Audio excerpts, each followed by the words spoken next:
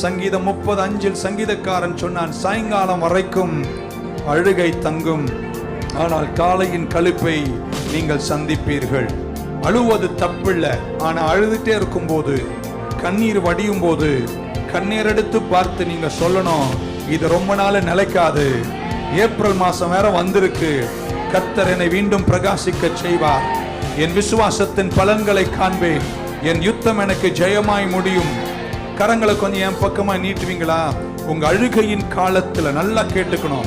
உங்க அழுகையின் காலத்துல, இழப்பின் காலத்துல நீங்க சோர்ந்து போகாமல் இருந்தால், அழுதுகிட்டே விசுவாசமா இருங்க, அழுதுகிட்டே மன உறுதியோடு இருங்க. ஏன்னா தேவ பிள்ளைக்கு சிக்கலாக முடிவல்ல, சகலத்தையும் திருப்பிக் கொள்ளுகிற இடத்தில் உங்களை கர்த்தர் நிறுத்துவார் என்ற நம்பிக்கையோடு அழுவுங்கள். கர்த்தர் நிச்சயமாய் உங்களுக்கு முடிவை தருவார்.